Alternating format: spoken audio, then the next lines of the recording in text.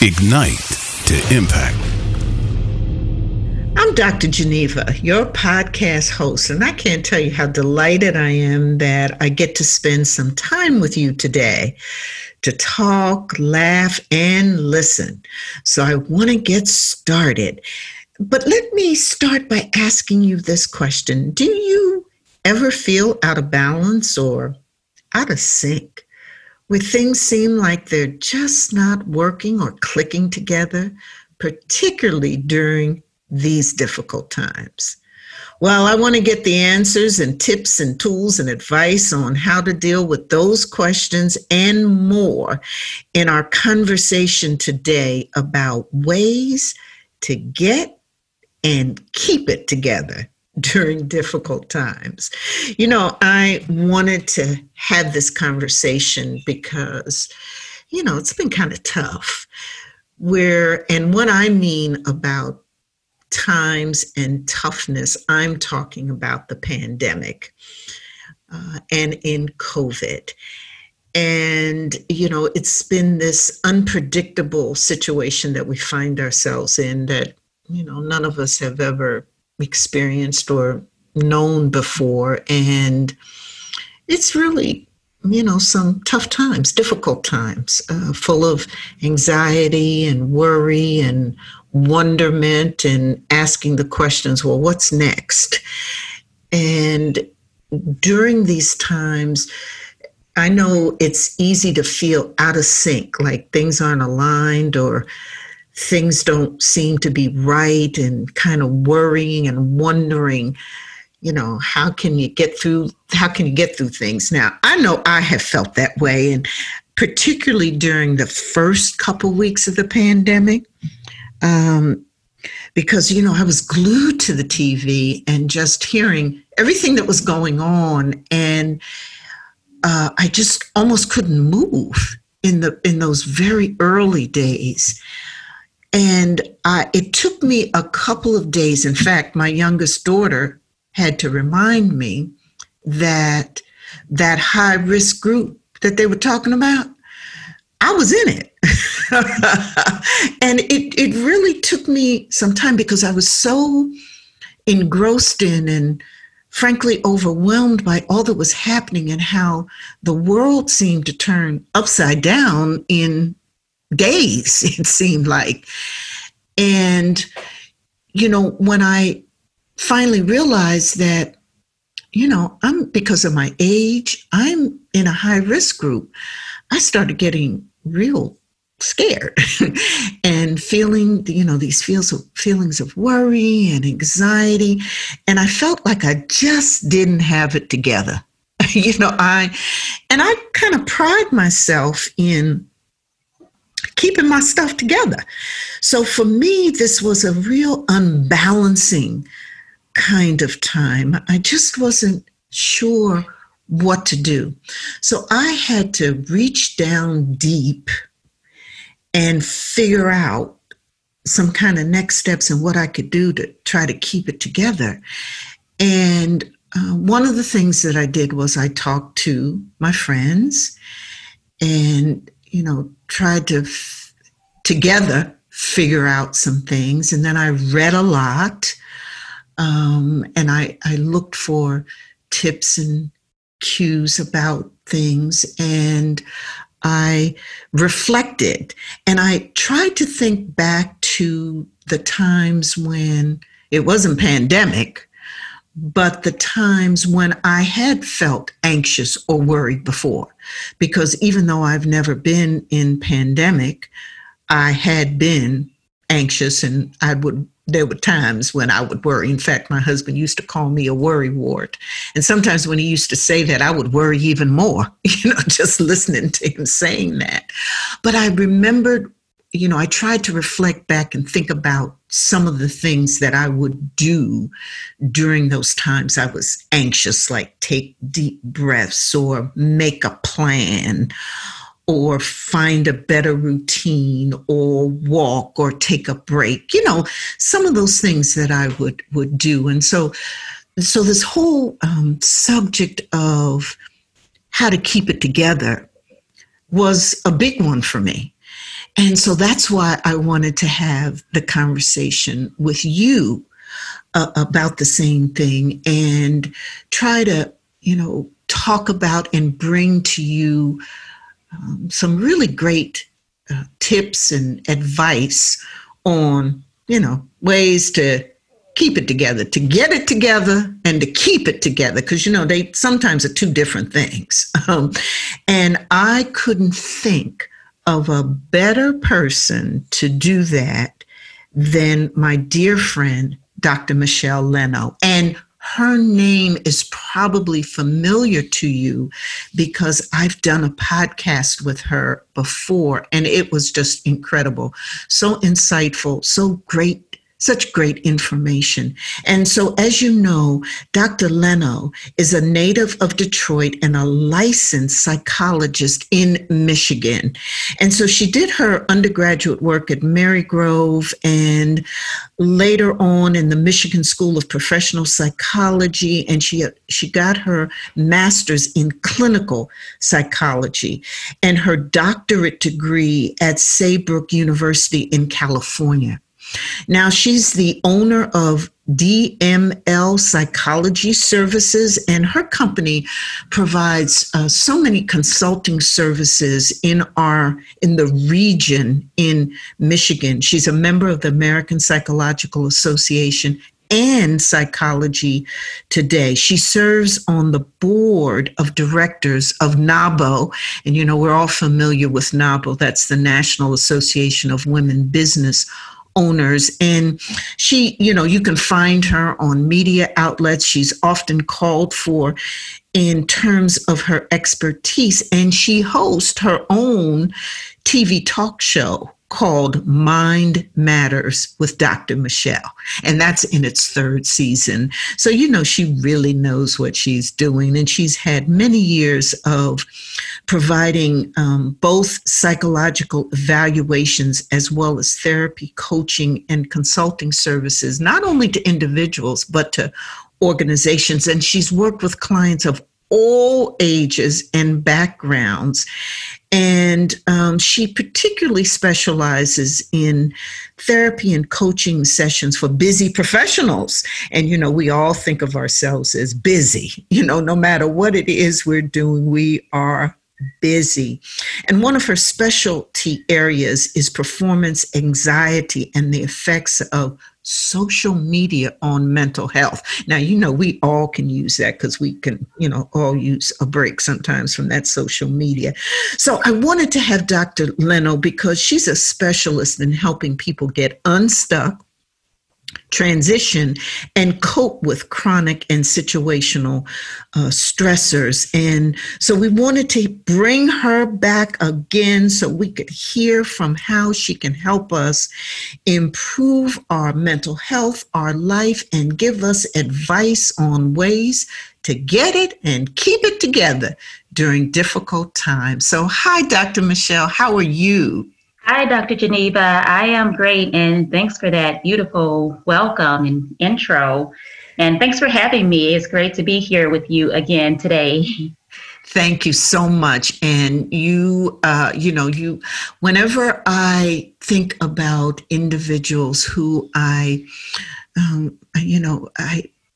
pride myself, Dr. Michelle, in bringing to my listeners authentic, real, competent advice. And certainly in this field, you're one of those. And I just am so delighted to have you here and want to just dive right in the conversation and ask you, how you doing? Well, I'm coping. This has been difficult for me. So although I'm in the business of helping people understand their mental health and manage it, I need to do the same for myself. So this has been difficult for me as well. The challenges of, being in the house since March. Mm-hmm. And now I am to the point where I'm getting out a little more. I'm seeing signs of hope. And, I never left hope, before, but still, I had my down times. Mm-hmm. I have to say that I am managing. And how are you doing that? I am, well, first of all, from the start of this, it was a little frustrating. I'm like, oh my God, like, I had to, wear a mask even, going out and, just questioning my every move. And, I was already a hand washer, but, washing my hands now, 100 times a day. And, I am a person who I'm a creature of habit. But I also find that I am able to adapt to change. So what I've been doing is I look at it as, okay, some of these things are temporary, and it's my mindset, and that helps me through a lot of this. So some of these things are temporary. I say to myself, okay, this is, the last time, and you mentioned this earlier, Dr. Geneva, the last time I was in a situation where, things didn't seem to be going so well. What happened? What was the outcome? And the outcome was I ended up on the other side, the better side. So if there's a lot of, self redirecting and redirecting my thoughts when I find myself getting caught up in all of the negative thinking. I don't let myself stay in that space for too long. So a lot of it is more mental than physical as far as what I'm doing, because I do believe if we gain some control over our thoughts, and we gain control over our emotions, and ultimately just how we progress every day. And, so yes, I do other things, like I engage in physical activity. I take walks. I'm still doing yoga from home because I can't go to my favorite hot yoga studio because, as you know, it's shut down. So all of those things are so important to me. But during this time, I've been reminded to rely on what's always with me, and that's my mind. And being able to have some control over that and managing my thinking. So that has been the biggest help for me in all of this. That's heavy, because what you're saying is, I like how you said your mind is always with you. And so the developing that capacity to manage your mind and deal with negative thoughts. Yeah, because I found myself, particularly in the early days, though it still happens now. And I love how you have talked about yourself, and you're an expert. So, I mean, you do this. This is your life's work. But I know that even now, them thoughts kind of revolve around in my mind. And sometimes I have to really stop to control them or to do that. Are there some special techniques that we can use to manage our negative thoughts? Yes, I believe so I'm big on writing things down. I know we rely a lot on our phones, computers, our devices, electronic devices are never too far away from us. And if they are, we go into panic mode, right? But I also believe in actually old school, pen and paper or pencil and paper, writing things down. And so I'll take notes of something. If I find myself getting into a negative mindset, or if I just have a lingering thought, I kind of write some positive things down, or some positive events that I have coming up. So as a reminder to myself, or I'm big on law of attraction. So I'll even go to, something like, reciting things are always working out for me. And it may be something different for you, but I go to things like that because that really helps me.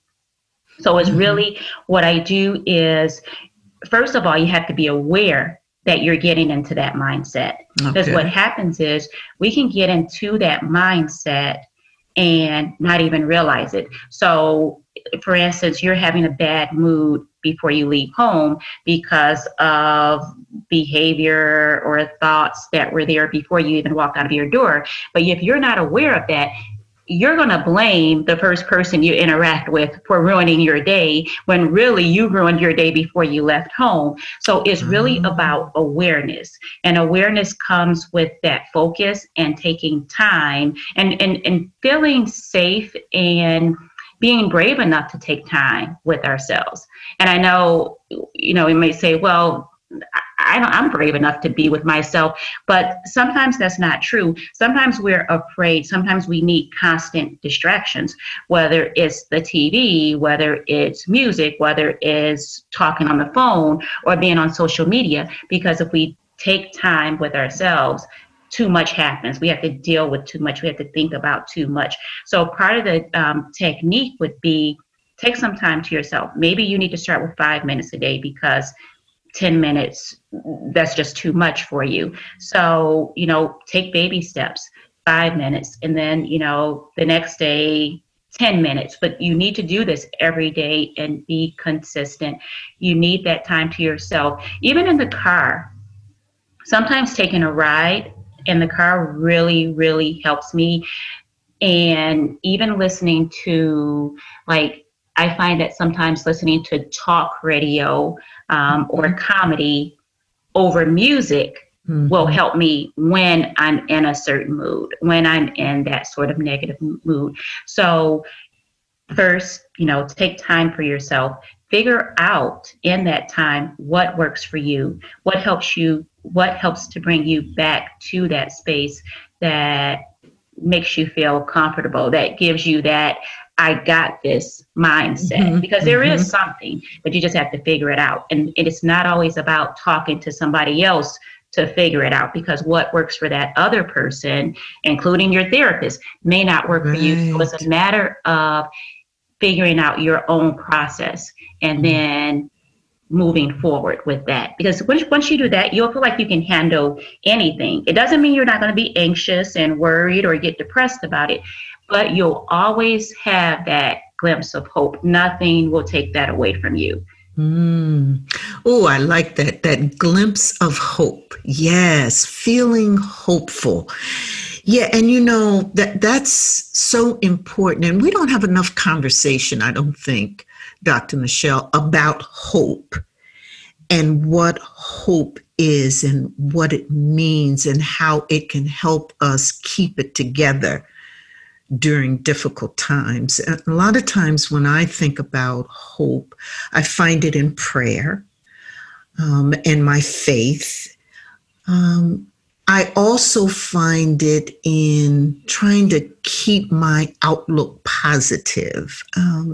But how do we find hope, and use that hope to cope with the stressors in these difficult times? Well, Dr. Geneva, as you just said, you mentioned prayer. That is one way. Some may refer to that as meditation. Sometimes we really do need to turn within.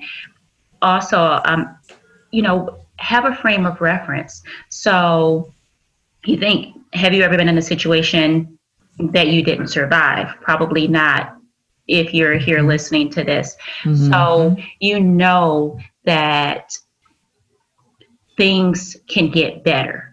And it may take, a little bit longer, it could take less time, but it may, but that maintaining that mindset that things will get better, I will get through this, that this is just temporary, then that right there will help you to maintain that hope. Use your, whatever past example you need to think of, well, the last time, I was here, it worked out. There were some challenges along the way, but it worked out. And so just knowing that, because we become anxious when we believe we're not going to get through something, when something is threatening our livelihood, our lives. And that's when we start to feel, that we feel overwhelmed.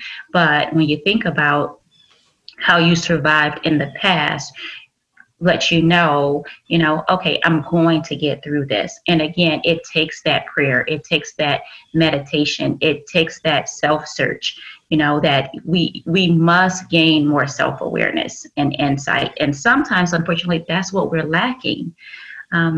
So it's really a matter of, you know, look at yourself, and not just looking in the mirror and, you know, seeing your beautiful face or hair or makeup, but, you know, going deeper than that. You know, we must be willing to, you know, see ourselves in the raw. You know, we must be willing to look at that before we can move forward, because we really do need that insight. So hope is based on insight. Hope is based on, yes. And so, Dr. Michelle, you said something about seeing ourselves in the raw.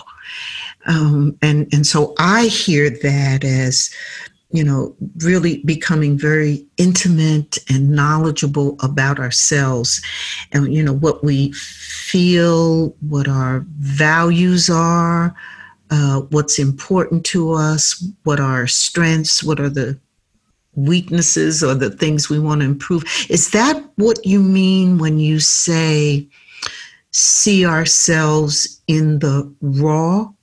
Yes. So, you know, we must be willing to, so yeah, it's, you know, it's that, you know, that raw form, who we really, really are, you know, strip ourselves of, you know, what the world sees immediately. And it is willing to see, you know, those, you know, as you just said, weaknesses, because yeah, it's great when we can, you know, make a list of all of our strengths, but what about those weaknesses? Are we willing to acknowledge those? And are we willing to say, you know, this is something that, you know, I'm great at this. I have a hard time with that, but and it's okay. You don't have to be great at everything. You know, everybody needs, you know, space. And, you know, this is how we help each other, because, you know, if I'm weak in one area, I can say, okay, Dr. Geneva will help me, you know, with this, you know, I got this part, she has that part. And I mean, that's how we grow. That's how we learn from each other. And so, yes, that's exactly what I mean. We have to be willing to look at those parts of ourselves that we may not be, you know, very fond of, but, and maybe we can make changes, but you decide if it's worth it to change it. But it's just a matter of seeing it, not criticizing it, not, you know, saying I need to fix this, but just acknowledging it. Okay. Yeah. And that's just acknowledge it. And then you move from that to, I guess, accepting it or deciding you're going to change or what have you. And, you know, you said something else. Well, you said a lot of great gems. I love this, you know, take the time to become self-aware and see yourself in the raw. And, you know, also what you talked about in terms of the temporary nature of any difficult time, that this too shall pass. But this whole notion that you were just saying about, how did you say it? I have difficulty with this. And being able to say that and acknowledge that and become aware of that in ourselves is okay. It's okay to do that. Yeah. And I like the way you framed it, in terms of saying, I have difficulty with this, rather than, you know, I'm weak at this or I'm not good at this. But by kind of saying, well, I have difficulty with this, it seems to leave room for improving or changing if you want to. Exactly. And that's what it's about. So, and that's what I mean by it's not about looking at it and saying, oh my God, I'm an awful person because I can't do this, or this person does this better. It's about just acknowledging it, just simply acknowledging, because again, you know, that, you know, insight is rooted in that self-awareness. We really do need to become more insightful to heal. Sometimes we can look at somebody else and say, why does he do this? Or why does she do that all the time? And then somebody else will look at us and say, well, you do that same thing, but we really don't realize that we're doing it too. Sometimes those very things that, annoy us are things that we struggle with as well. But that lack of insight may, just lead us to walk around judging and criticizing everybody else until somebody, steps to us and says, well, you do know you do this too, right? Maybe that's why it bugs you so much. Right. It's resonating. I love it. So, Dr. Michelle, share with us your top 2 or 3 ways to get it and keep it together, when we're facing difficult times. I mean, you've given us just an extraordinary list. Is there others, or what would you put as maybe your top ones?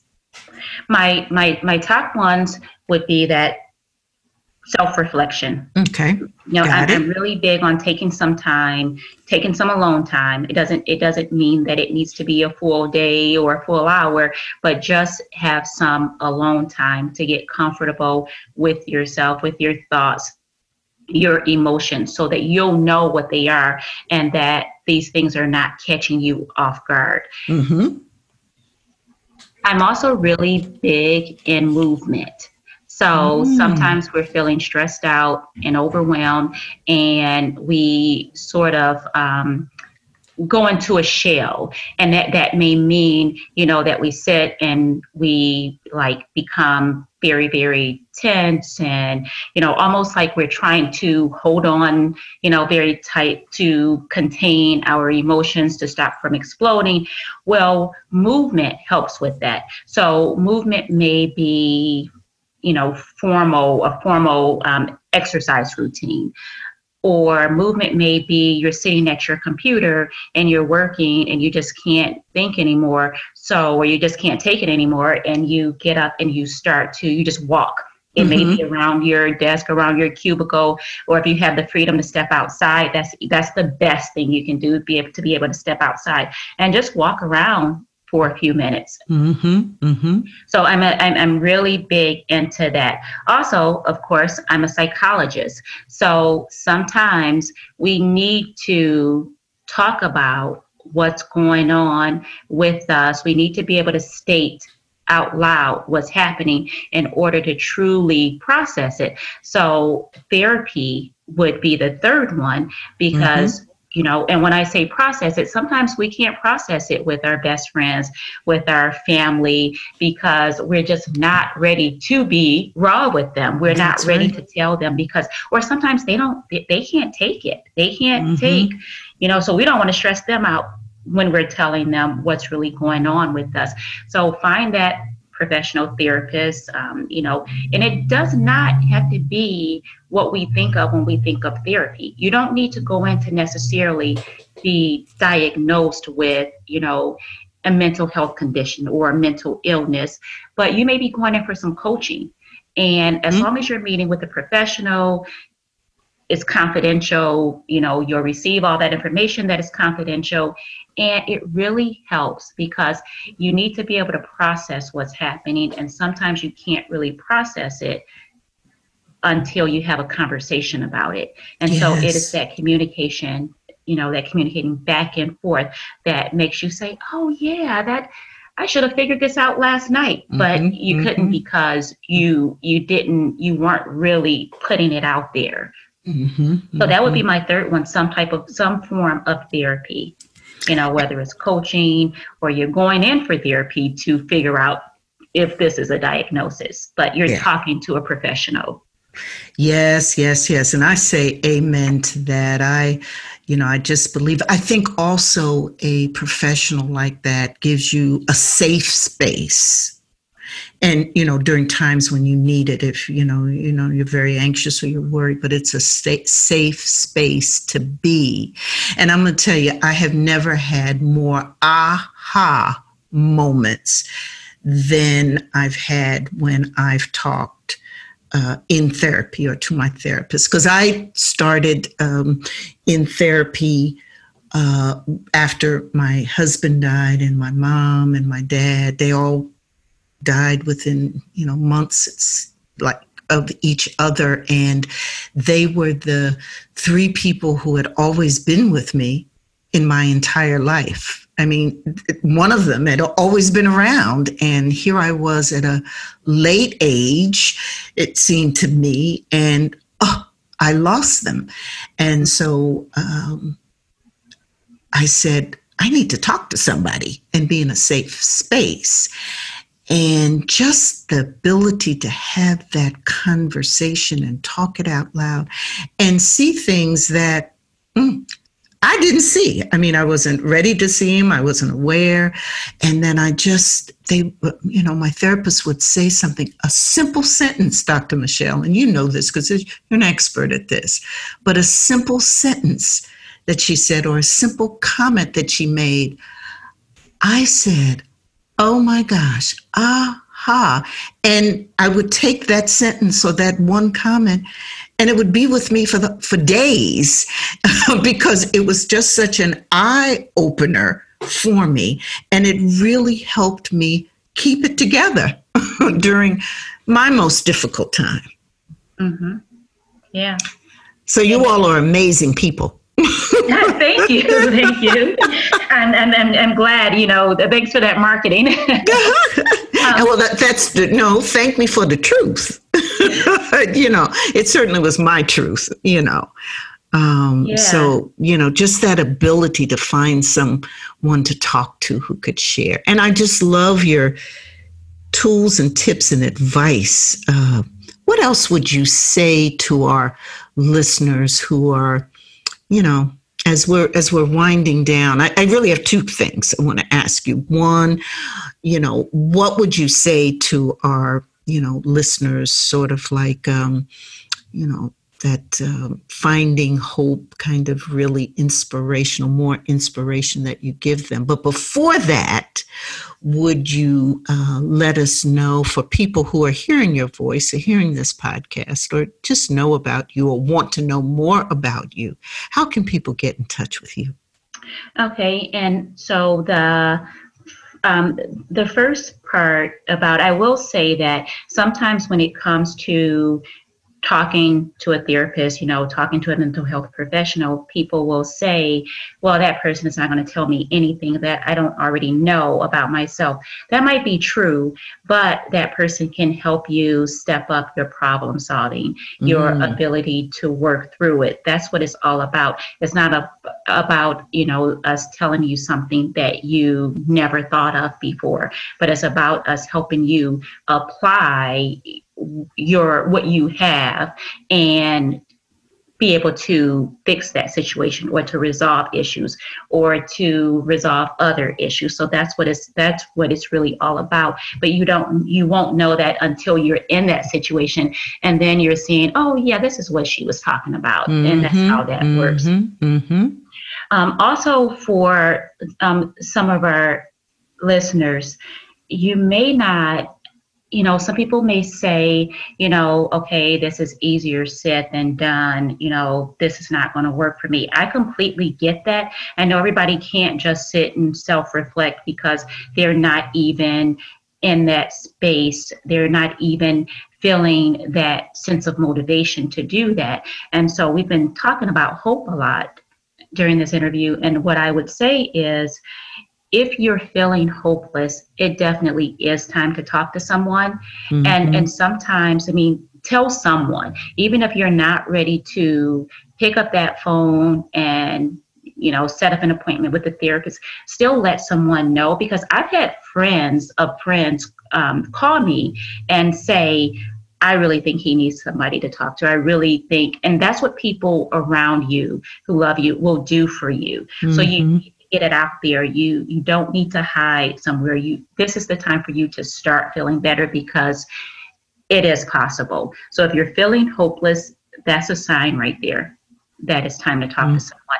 If you don't know what it means to be, to feel hopeless, then it's time to talk to somebody, because, you're thinking about it. You're in that mindset. And when you're in that space, and I'll add helplessness to that also. If you're feeling, if you have that sense of hopelessness or helplessness, please pick up the phone, tell someone, and, get on that path to finding a therapist. Yes, absolutely. And how can people get in touch with you, Dr. Michelle? I am on social media you can follow my page also on Facebook. It's Mind Matters with Dr. Michelle. That is my TV show. I also same on Instagram. I have a website that is dmlpsych.com. So D as in Dr. Michelle Leno, dmlpsych.com. You can find me there also. So I would say that I'm pretty easy to locate. Also, my name is, I always remind everybody, my name is spelled with one L. So I'm the Michelle with one L, Michele. So you may not find me if you do two L's. Right. That's one L. But if L stands for love and learning and laughter, she got double, triple L's in her. That's what she is. And Dr. Michelle Leno, I am just so glad to have you on again as my podcast guest. And to our listeners, if you want to hear more from Dr. Michelle, of course, as you know, you can find her on social media as she shared with us, but you can also go and look on any social media platform or wherever you like to listen to your podcast and hear my earlier conversation with Dr. Michelle Leno. It has just been great. I am so happy that you had some time to talk with us today and we could, listen to your great advice and learn from you. Thank you so much, Dr. Michelle. And thank you, Dr. Geneva. You're awesome. I'm always here for you. Thank you. I appreciate it so much. Well, as you see, again, I love to bring you those incredible people that you can always hear from, learn from, laugh with, talk with, listen to, and it's really, I think, really worth your while.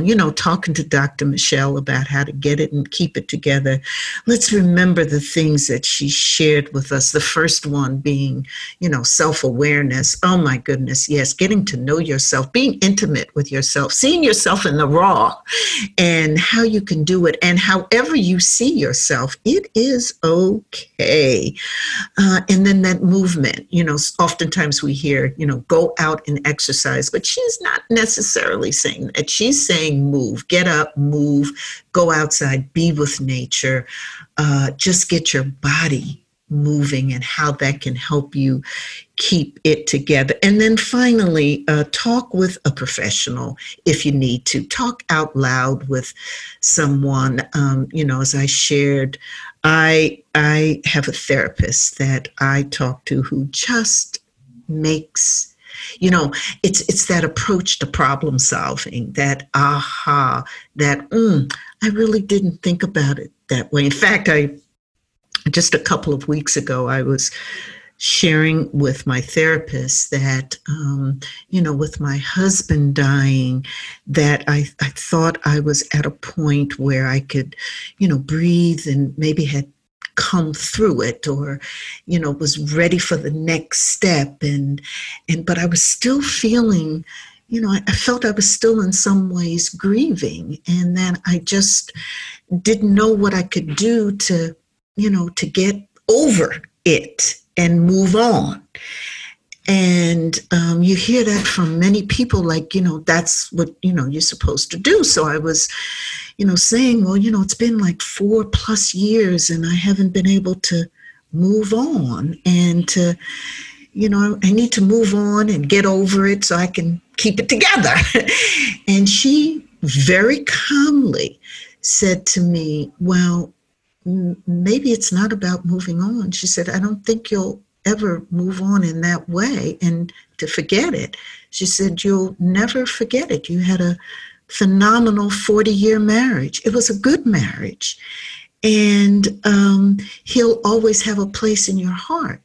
So maybe it's not about forgetting and moving it on. Maybe it's about just keeping him there as a special place in your heart and embracing that, and then thinking about, yeah, what's next? And just her saying that to me, because I had been struggling so hard to, I think, forget or to get over. And her saying that helped me realize it ain't about getting over. I ain't never going to be able to get over that wonderfulness and never want to. That's always going to be a special place in my heart. So that I can take a deep breath and embrace that. And so it was about reframing and thinking about my situation differently. And I'm going to tell you folks, I couldn't do that by myself. And so I just wanted to kind of leave that with you, and that sometimes that's what we need to do. So this is Dr. Geneva. I'm so glad you're with me. If you like this podcast and enjoy the conversation, go to wherever your favorite podcast is, wherever you like to listen to your podcast. I'll be there.